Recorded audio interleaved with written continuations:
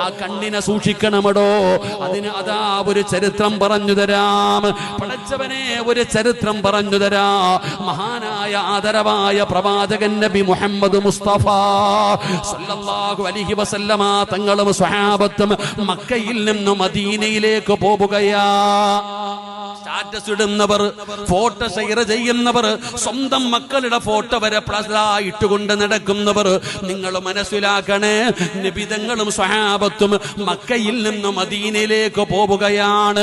അതാ പടച്ചവനെ, അതാ അള്ളാന്റെ റസൂലും സ്വഹാബത്തും പോകുമ്പോ അതാ ജഹഫ് എന്ന്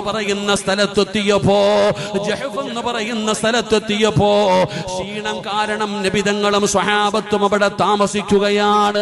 അല്പം റെസ്റ്റ് എടുക്കുകയാണ്.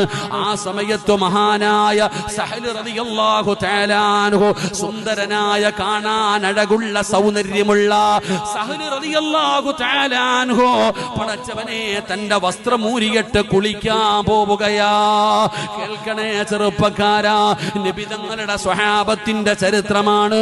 മഹാനായ സഹൽ റളിയല്ലാഹു തആല അൻഹു തന്റെ വസ്ത്രം ഊരിയിട്ട് കുളിക്കാൻ പോകുമ്പോ മഹാനായ ആമിർ റളിയല്ലാഹു തആല അൻഹു സഹൽ തങ്ങളുടെ ശരീരം കാണുകയാണ്. ആദ്യമായിട്ടാണ് സഹൽ എന്ന് പറയുന്ന സ്വഹാബിയുടെ അല്ലാഹുവേ ചുമന്നു തുടുത്തിരുന്ന ശരീരം ഇങ്ങനെ കാണുന്നത്.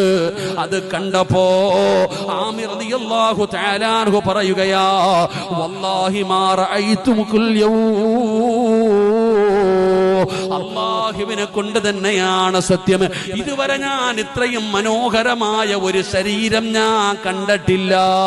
മഹാനായ ആമിർ തങ്ങൾ പറയുകയാ, അല്ലാഹുവിനെ കൊണ്ട് തന്നെയാണ് സത്യം, ഇത്രയും മനോഹരമായ ഒരു ശരീരം ഞാൻ ഇന്നുവരെ കണ്ടിട്ടില്ല എന്ന് വൈരാഗ്യത്തോടെ പറഞ്ഞതല്ല, അസൂയ വെച്ച് പറഞ്ഞതല്ല. ആമിർ തങ്ങൾ സന്തോഷം കൊണ്ട് പറഞ്ഞതാ, അത്ഭുതത്തോടെ പറഞ്ഞതാ. പറഞ്ഞു തീരേണ്ട താമസം സുബ്ഹാനല്ലാഹ്,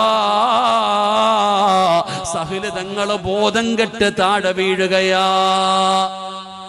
സഹൽ റളിയല്ലാഹു തആല അൻഹു ജുഹഫ് എന്ന് പറയുന്ന സ്ഥലത്ത് വെച്ച് നബിതങ്ങളും സഹാബത്തും അവിടെ താമസത്തിന് വേണ്ടി റെസ്റ്റ് എടുക്കുമ്പോൾ ഈ സഹാബി തന്റെ വസ്ത്രം ഒന്നൂരി, കമീസ് ഒന്നൂരി. ഇത് ഊരിയപ്പോ കൂടെ ഉണ്ടായിരുന്ന ആമിർ റളിയല്ലാഹു തആല അൻഹു പറഞ്ഞു, അല്ലാഹുവേ സത്യം, എന്തൊരു ശരീരമായത്, ഇതൊരു ബോഡിയാന്നൊക്കെ പറയില്ലേ. ഇതുപോലെ അങ്ങോട്ട് പറഞ്ഞതും സുബ്ഹാനല്ലാഹ്, ദാ കിടക്കുന്ന ചക്ക വെട്ടിയിട്ടതുപോലെ താഴെ വീണു. അല്ലാഹു നമുക്ക് ഈമാൻ നൽകുമാറാകട്ടെ.